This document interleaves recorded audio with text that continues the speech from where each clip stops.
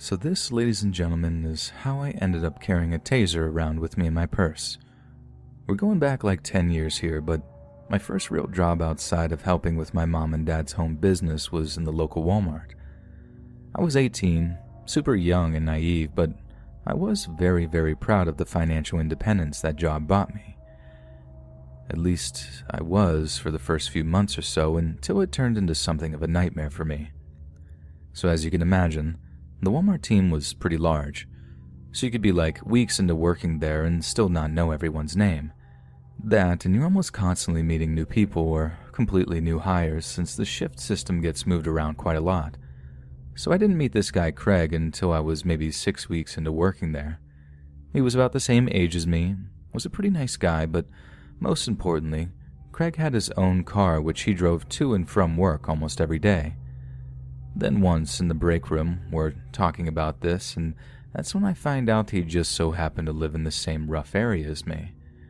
We happened to be on the same shift pattern at that time, so he asked if I wanted to get a ride home with him that evening after work. Of course, I agreed, as it'd be cheaper and easier and faster than having to ride the bus home. So for the next few weeks, Craig used to pick me up before work and drive me home after. And for the whole time, he was perfectly nice about the whole thing, and never once did he do anything remotely creepy, either on the drives or at work. He was pretty much the model employee too from the looks of things. All the other associates liked him, and the whole time I worked there, no one ever had a bad word to say about him.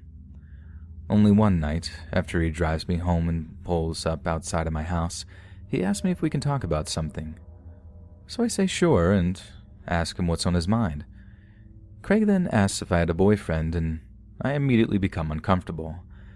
I've always been kind of shy about that sort of thing, and talking about romantic stuff directly just causes me to lock up and get really anxious. But I told him the truth, that no, I wasn't seeing anyone, but I'm dreading where the conversation is headed because as much as I enjoyed his company and thought he was very generous for driving me around so much, I just didn't like him like that. So then he asked me if I wanted to get coffee with him when we both had some time off. Again, I said sure, but stumbled around the words as I tried to make it as clear as possible that it would only be as friends, that it wouldn't be a date or anything like that. I honestly thought he would take it on the chin, like it was an awkward moment for us, but I never expected him to react the way he did. He starts telling me how much he liked me, and how he knew I liked him too, otherwise I wouldn't be spending so much time with him. I just sat there listening to him ramble on. He was delusional, and that's putting it nicely. He obviously saw something between us that just didn't exist. I apologized, like genuinely apology, and told him I didn't want to hurt his feelings, but that I just didn't see him as a romantic option for me. I told him I really appreciated the offer, that I was flattered, but that he really was just barking up the wrong tree. Then he locked the car doors. I can't even really describe how horrible I felt in that moment, how I had totally misjudged what kind of guy he was. I tried to open up the passenger door, but obviously it wouldn't open. And in a voice that I know was just racked with fear, I asked him to unlock the doors. He didn't say a word in response. He just gripped the steering wheel in anger for a minute or two as I kept asking him to unlock the door so I could get inside my house. I said I was sorry, over and over again, and begged him to just calm down and let me out. But he burst into some tirade about me wasting his time and taking advantage of him, that I had led him on and how wrong that was for me to do. He said that I owed him, and that's when he put his hand on my knee. I just froze. I didn't know what to do. I grew up something of an ugly duckling, and I honestly just didn't know how to deal with that kind of attention anyway, let alone when it was mixed with just complete and utter terror. But as his hand worked its way up my leg, I just kind of sprang into action, maybe from the adrenaline, maybe because I couldn't bear to go through what was about to happen next. I threw his hand off of me, got my phone out, and told him if he didn't let me go that I was going to call the cops. Then Craig actually tried to grab my phone out of my hand before I slapped him so hard that his teeth must have rattled in his head. But he wasn't quite ready to let me go just yet, not until he made it clear that no matter who I told about what happened that night, no one would believe me, that he would just deny and reflect everything until people thought that I was lying and manipulative. He told me I'd already tricked him into giving me a ride home like every night, and it wasn't a stretch for people to believe I was some crazy attention seeker either. And only then did he actually unlock the doors to his car to let me out. If that sort of thing happened to me today, I'd have put that idiot on blast. But back then, like I said before, I was super young and super naive, and I actually believed him when he said that no one would take my word for what had happened. I lasted like 2 more shifts at Walmart before I quit. That place was just poison to me after that. I got it into my head that Craig had told everyone what a terrible person I was. I know that sounds crazy, but that's honestly what I believed. I ended up working somewhere else part-time while I attended community college, then moved away from my hometown to pursue my degree. But before I did, I bought a taser, which I still keep in my purse at all times, because the next time I encounter a Craig who thinks they can treat women that way and get away with it, I promise you, they're going to get the literal shock of their life.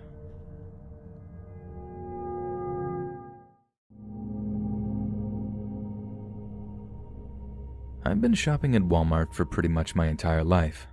Like even when I was a kid, I'd go along with my single mom on trips down to the supercenter like once or twice a week.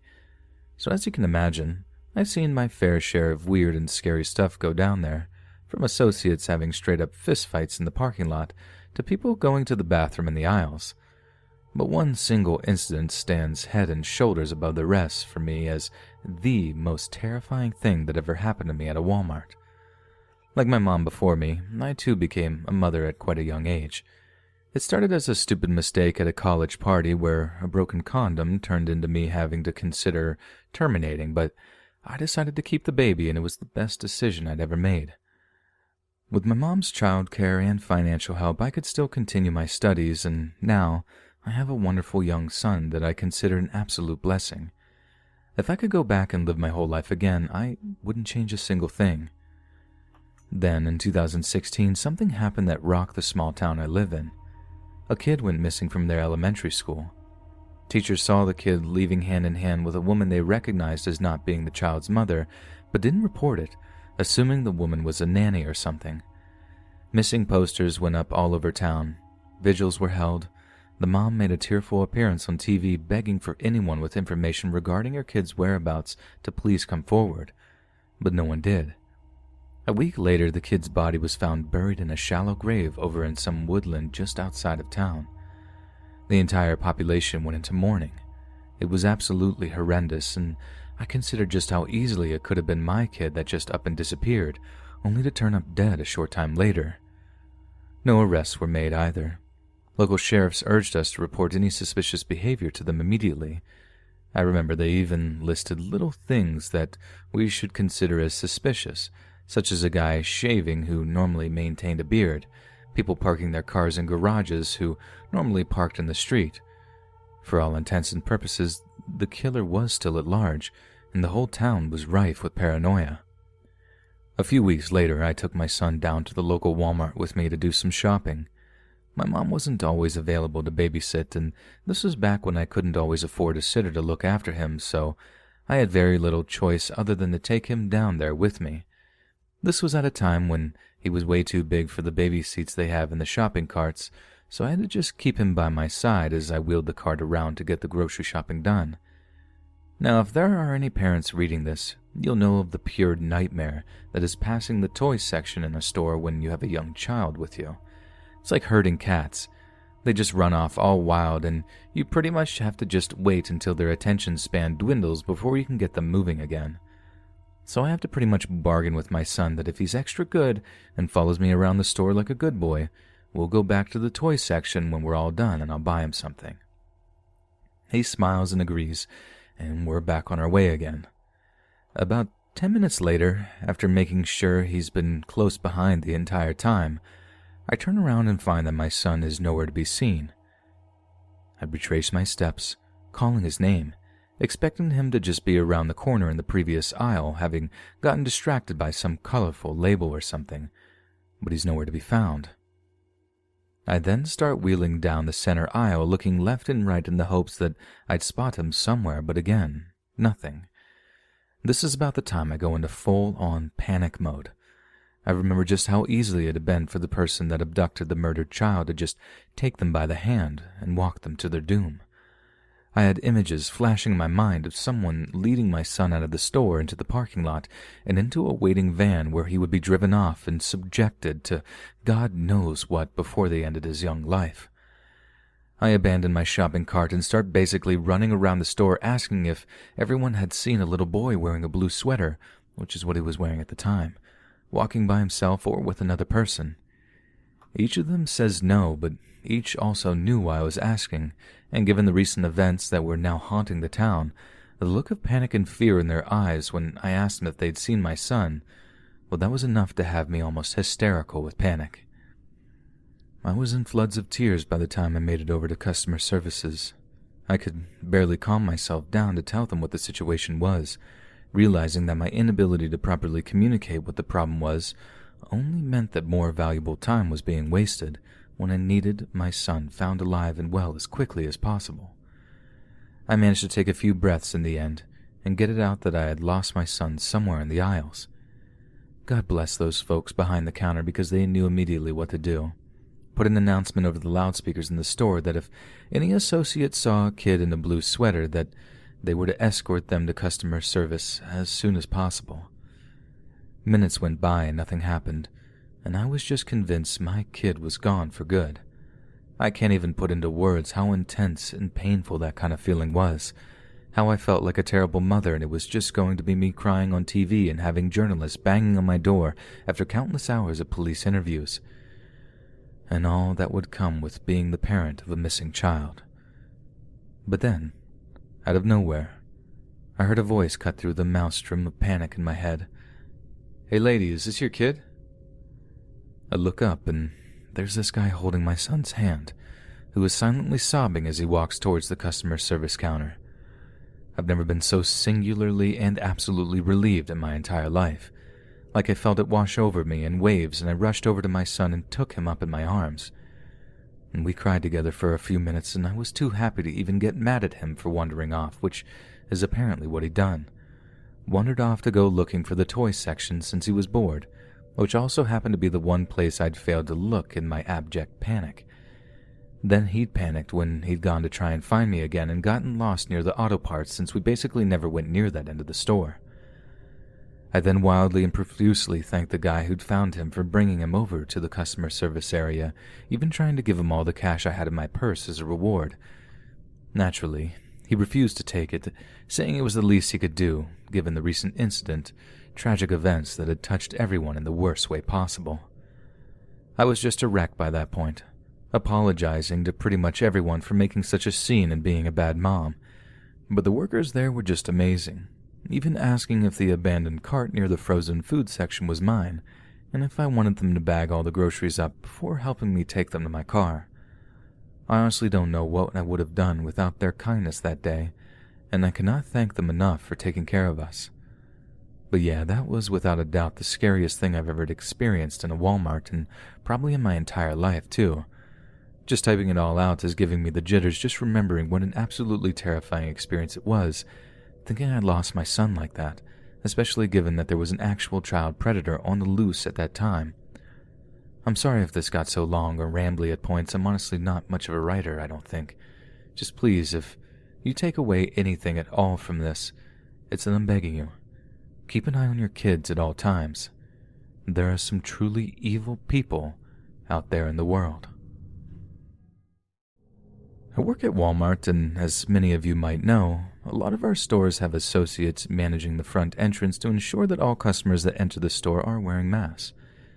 The order came into effect on July 20th, and all associates had to attend a mandatory training seminar, not only to educate them on the reasoning behind the decision, but also how to deal with any customers who refused to comply with the steps put in place to control the spread.